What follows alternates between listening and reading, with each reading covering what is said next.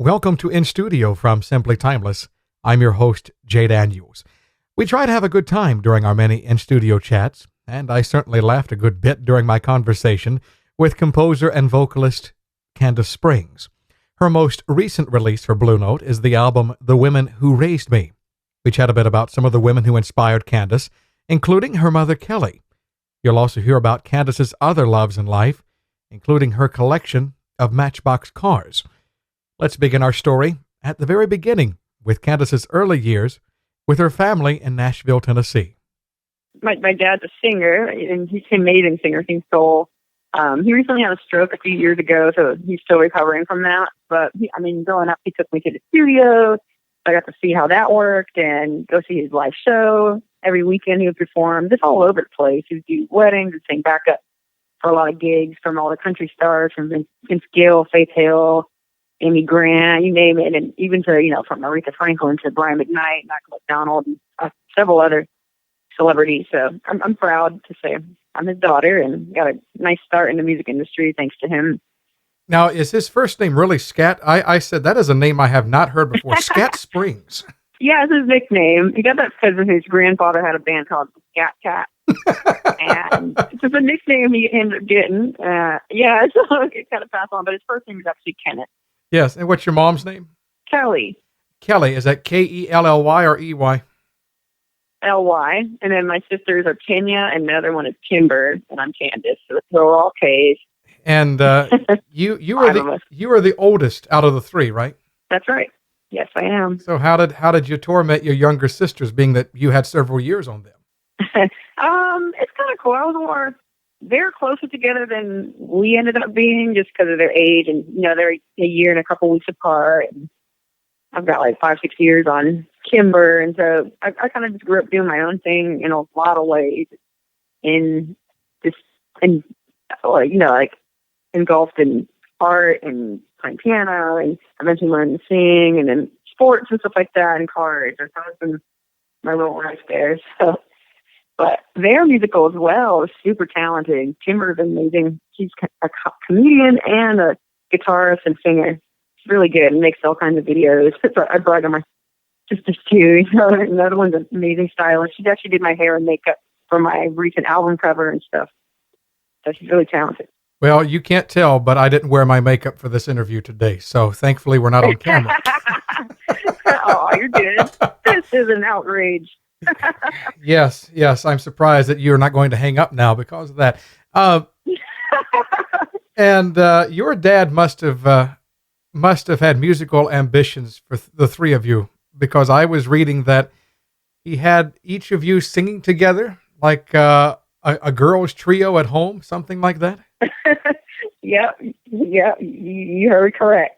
Yeah, he would get us all together. He'd be like, Kandace, Kimber, Kenya, come on up to the living room. We'd be like, no. We just did this the other day. Literally.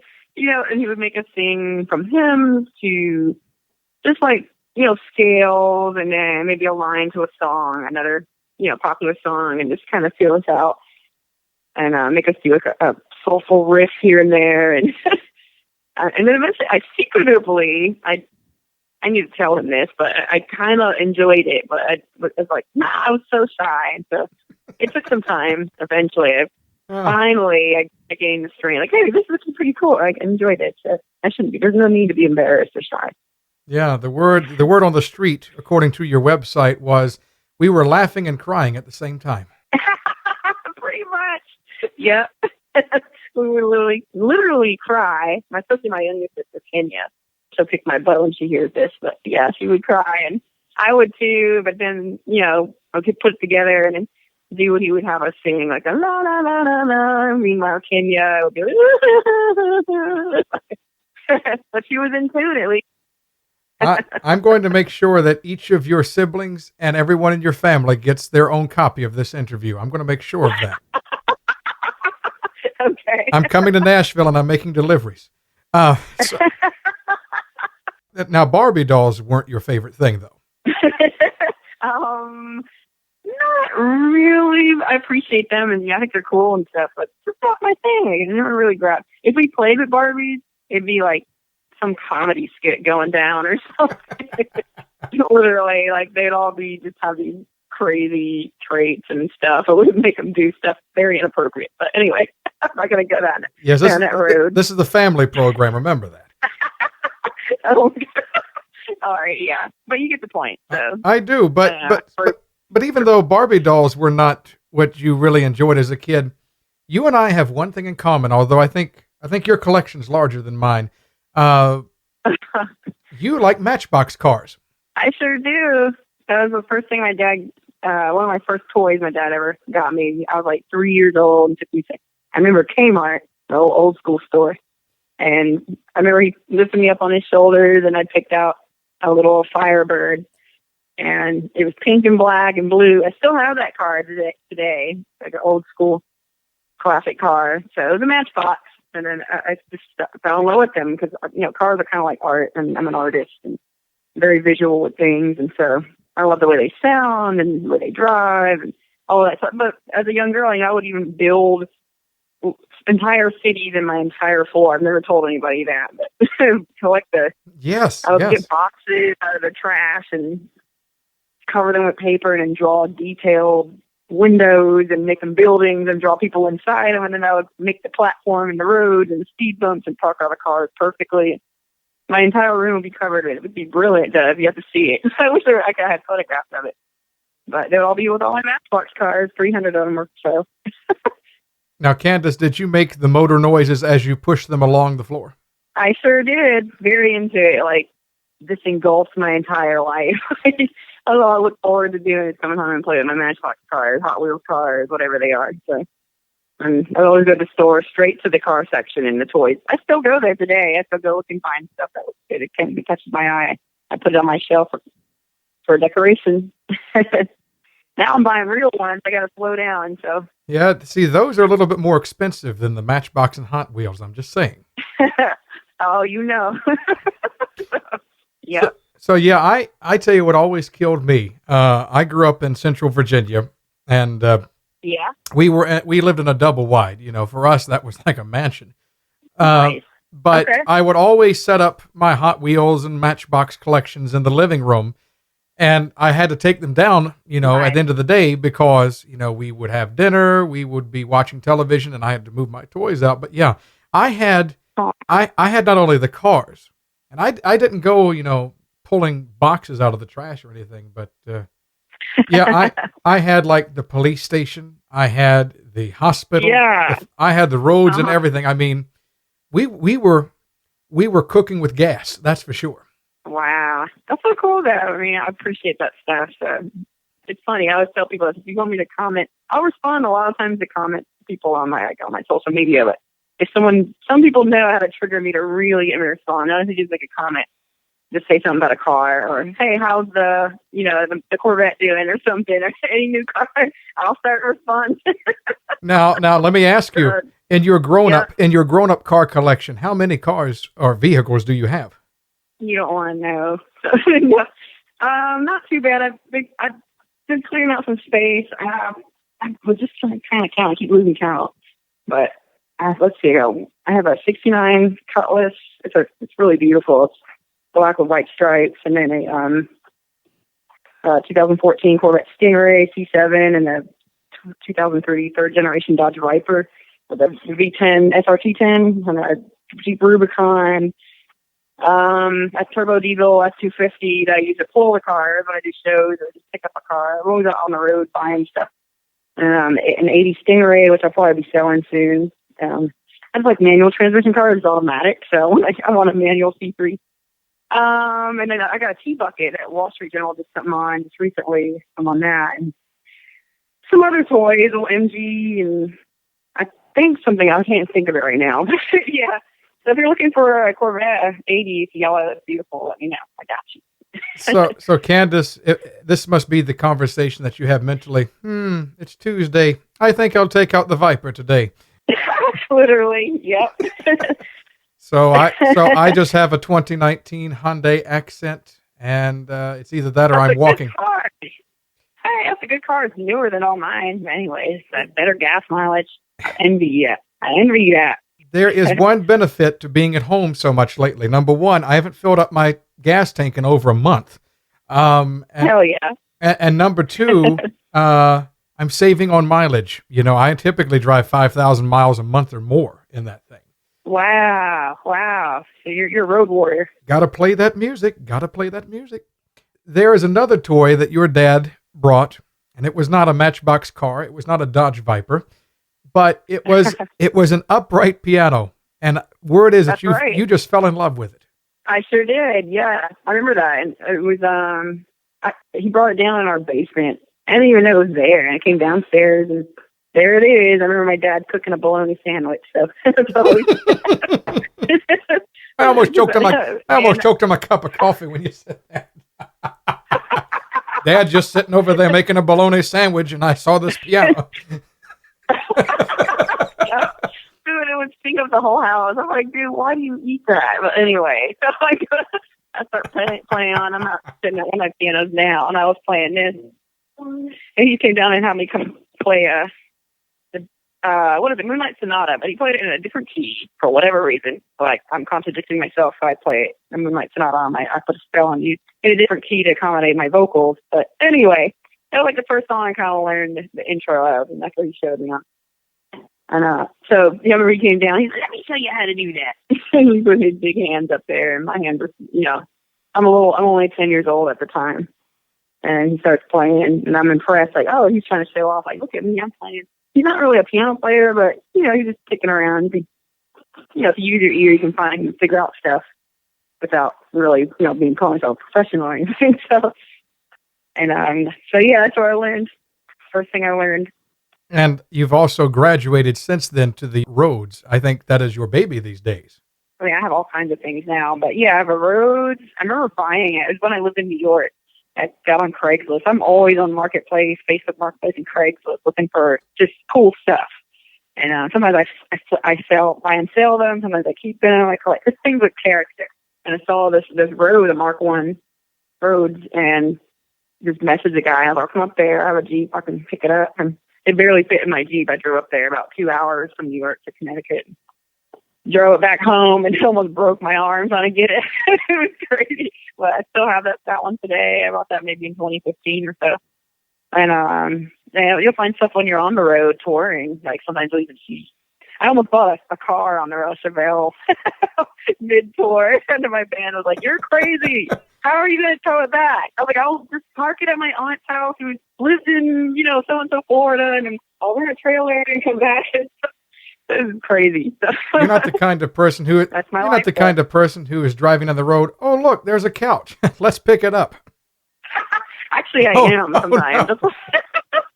If it's something I can turn into something. Like I'm an artist, so I turn stuff into. I like to create it and make it look prettier, and decorate the house, or sometimes I'll sell it. So it just depends. But I never stop working. That's me. I'm always searching, looking. Stuff. And one of my recent finds is a Wurlitzer 270 Butterfly, and it's super rare. It's electric Wurlitzer piano. It's beautiful. So that was a tricky one to find, but I had to drive to Chattanooga to get it. I took my truck out there and hauled it home. So it's beautiful. You'll see it in my little live videos I just showed in the background and stuff. Got some other toys too. One of these days we're going to tune into not Hoarders, but a similar show, and there's going to be like an intervention, be like, Kandace, you don't have any more room for this stuff. Yeah, it probably will be pianos and cars.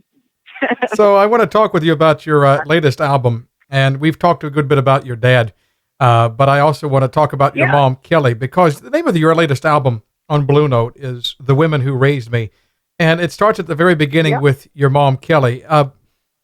Was she a musician? I know that she certainly was a busy mother. Yeah, she was a busy mother. Yeah, I'm so grateful for her every day. She was not really a musician. She could sing a little bit, but that wasn't really her thing. But she got more into the medical field. My dad's one in the music field, and my mom homeschooled us for the most part.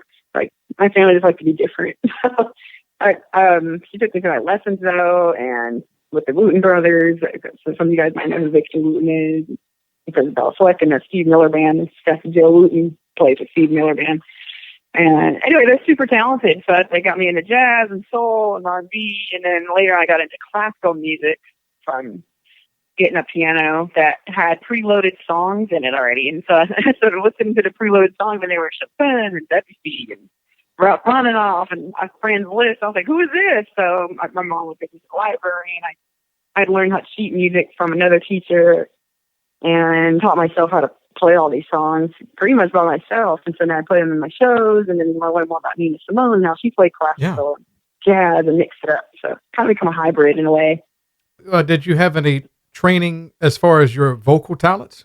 Trained vocally, my dad was the main one on that. I took a couple classes here and there, but like learning my technique kind of just came naturally. Like I kind of secretly taught myself how to sing. I didn't even tell him I was singing for like a long time. And then I came out and sang in Nearness of You and played an Oscar Peterson piece for my first show, like singing for an audience. But he taught me a couple breathing techniques, but I just kind of developed my own thing, just kind of just hiding out in my room and practicing like a treat. But later on, I did take some lessons at this place called a National Jazz Workshop. And they're still doing tons of classes and stuff. Lori Meacham and Roger Spencer, they run it, and they're amazing musicians. And they keep jazz alive. And I learned like all my Duke Ellington stuff, Ella Fitzgerald. That's where I learned about her. I was probably at 15, 16 years old when I started learning that and how to sing more straight ahead jazz. So it's really been a really great experience. So I took class like a Cole Porter class, Ellington class, and stuff on Ella. And yeah, I learned a lot through that. So my mom would take me to those classes until I learned how to drive myself. The rest is kind of history, you know? Speaking of your mother again, as we segue into talking about the album itself, I know that your mother has taught you many lessons over the years, but is there one thing in particular that, you most remember her instilling in you? Yeah, she was always just like, be yourself, and she's always on my side. I feel like she's always on my side. That's one thing I love about her. but she'll be brutally honest when I need to hear it.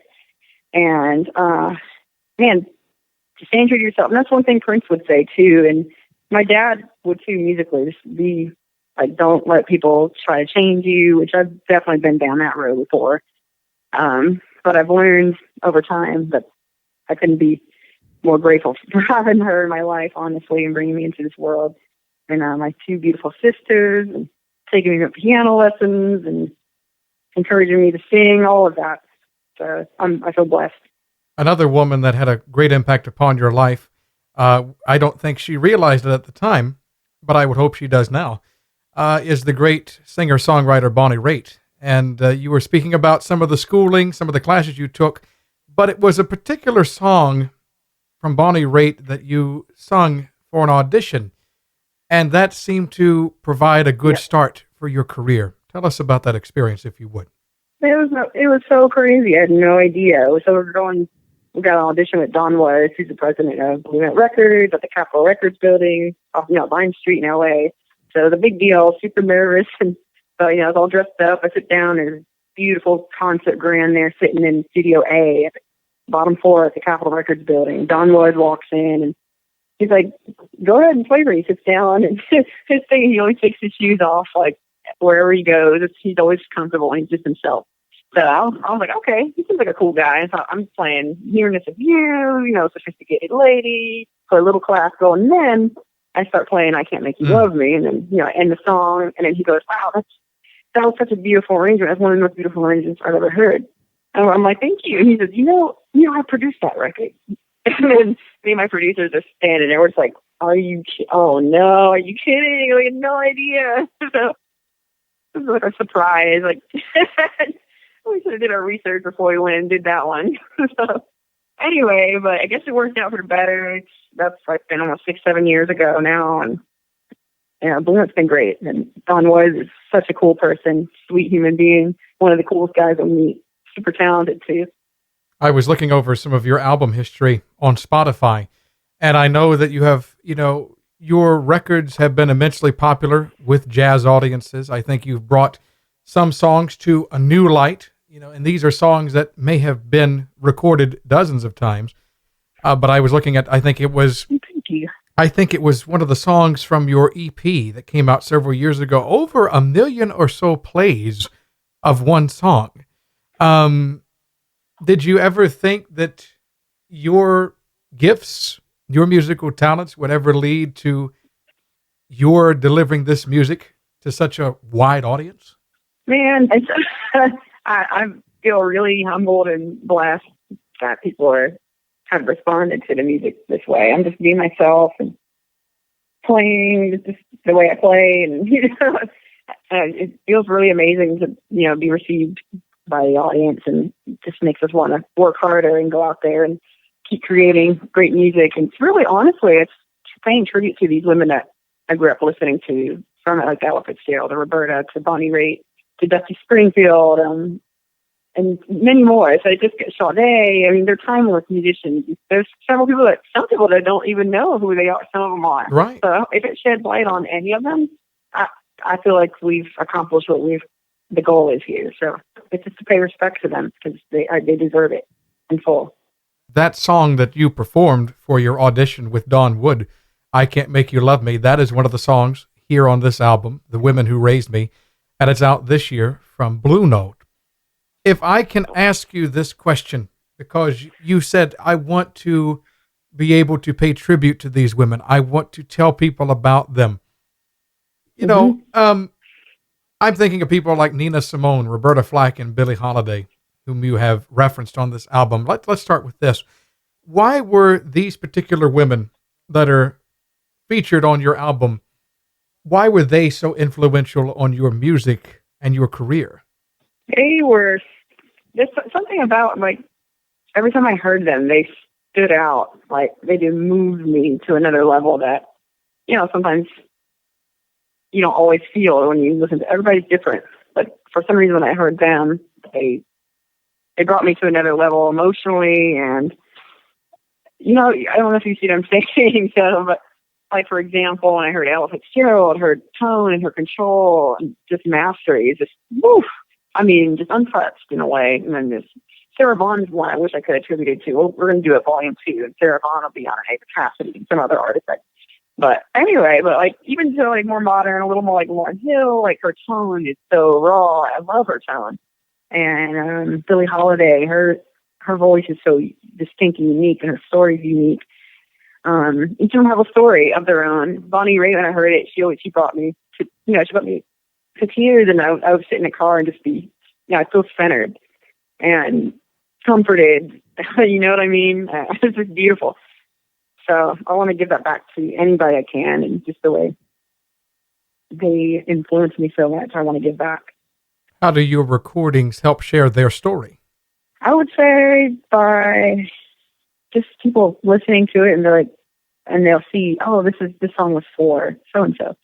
Let me see who this is. But for me, their music is so timeless. I hope people listen to it years and years from now. And every day, I get chills when I listen to the Mall Simi song. Like, Sade Pearls is one of the most beautiful songs I ever heard. And the story behind that is, it's very chilling and moving at the same time.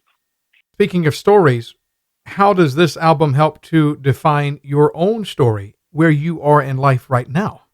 Honestly, it's just, I'm living a life just being who I am, and taking the bits and pieces that I've gotten from these women growing up. Each of them have told a story that I can kind of relate to in a way, or I've just gotten things from that piano playing, and like from Diana Krall. She inspired me to play more. I even got to meet her now and work with her drummer and stuff, who produced my second record, taking me on a journey that I never thought I'd be on, and taking me places around the world, and just reaching more people. So, and I don't know, I have so much respect for them, and it makes me respect. I hope people respect this music more and more. There are two women in particular that you had the pleasure to feature alongside you on the album. There's one of my favorites, Norah Jones, who has been recording for Blue Note for several years. And there's also a flutist whom I was not familiar with until this album, Elena Penderhughes. Yes, she's so dope. Elena is so cool. Such a sweetheart, too. That girl can play. Woo! Like, she plays with Herbie Hancock all the time. That doesn't say enough for you right there. And I remember meeting her. She actually opened for a little show I did when I was, kind of up and coming a little bit in New York City years ago. I think we met 7 years ago now, maybe even longer. And we just all kept in touch. So we feel blessed to have her. And then there's Nora Jones, who, I met right when I signed around with Blue Note, and she's a sweetheart. She's so cool and very down to earth, humble. And so that there is inspiring me. I learned from her too, just how humble she is. And I love how she writes. So we ran into each other at the Nashville airport, me and Nora Jones. And like of all places, great. I just still can't believe that moment. We exchanged numbers, and I was texting and a record. I was like, hey, I'm doing a tribute record. You happen to be one of the women on it. Are you open for doing a duet? And she responded like right away. And I was doing a show at the Dakota in Minneapolis at the time. It was like halftime, showtime. I go back and run to my phone and that's you. And she's like, yeah. And so it was a great moment. And in the studio, it's just flawless, amazing performance by her. So thinking about not only those two women, but also some of the other featured guests like Christian McBride, David Sanborn, Avishai Cohen, and Chris Potter. Each of these musicians, they hold a special place in your heart, I'm sure. What role have they played in your musical journey? I like the diversity because I'm a diverse artist, and I like just change it up a little bit.